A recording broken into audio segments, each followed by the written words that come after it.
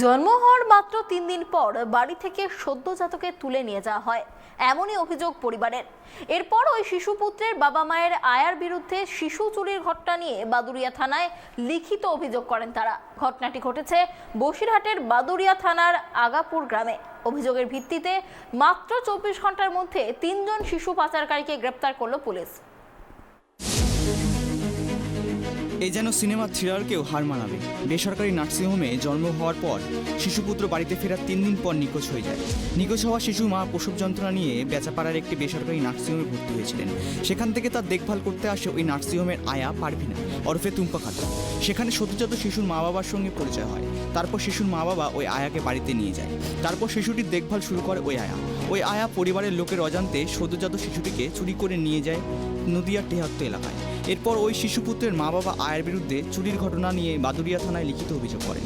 অভিযোগের ভিত্তিতে বাদুড়িয়ার এসডিপিও অভিজিৎ সিনহা মহাপাত্রের নির্দেশে ও বাদুড়িয়া থানার ভারপ্রাপ্ত পুলিশ আধিকারিক সিদ্ধান্ত মণ্ডলের নেতৃত্বে একটি পুলিশের টিম তৈরি করে সেখান থেকে অপারেশন শুরু করে। প্রথমে ওই আয়ার ফোন নাম্বার ট্র্যাক করা হয়। দ্বিতীয়ত জানা যায় তার অবস্থান নদিয়াতে। সেখানে গিয়ে নদিয়া থানার পুলিশের সঙ্গে যোগাযোগ করে শিশু চুরির মূল পাণ্ডা আয়া আর তার 2 সাগরেদ অর্থাৎ অরূপ সরকার ও মনিরুল মণ্ডলকে পুলিশ গ্রেপ্তার করেছে। জেরায় তারা স্বীকার করে ওই শিশুপুত্রকে তারা চুরি করে মোটা টাকার বিনিময়ে বিক্রি করার ফোন দিয়ে এসেছিল।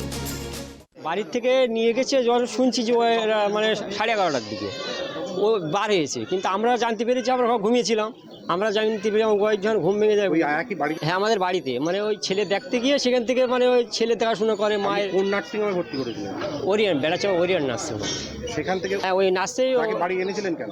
তাকে আমি তো মানে নিয়ে আসিনি, মানে আমার ওয়াইফের সঙ্গে একটা বেশ সম্পর্ক হয়েছিল, বাড়িতে খালি সম্পর্ক হয়েছে বলে এবার আমাদের কাছে ফোন নম্বর নিয়ে এসেছিলো, বলে যে কাটাকুটি ওই হিসেবে মানে যোগাযোগ করে।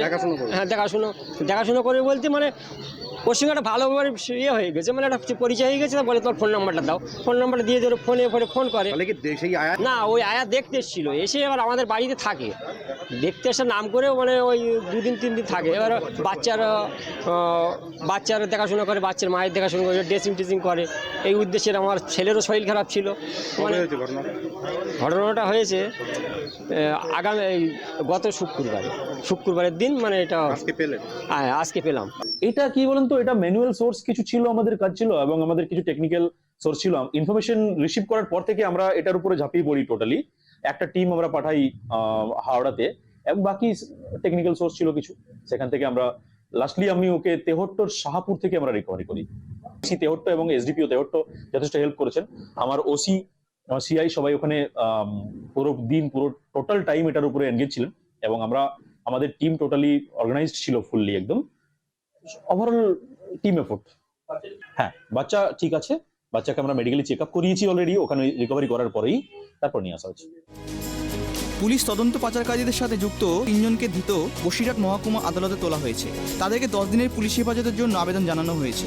ধৃত ওই আয়ার সঙ্গে আন্তর্জাতিক শিশু পাচার চক্রের যোগসূত্র আছে কিনা সেটাও তদন্তকারীরা খতিয়ে দেখছেন। তবে পুলিশ ঘটনার অভিযোগ পাওয়ার মাত্র 24 ঘন্টার মধ্যে আসল কিনারা করতে পেরেছে। এই বিষয়ে সদ্যজাত পরিবারের সাধুবাদ জানিয়েছেন পরিবারের লোকজন থেকে সমাজের বিভিন্ন সমাজকর্মীরা। Bureau report, tribe TV.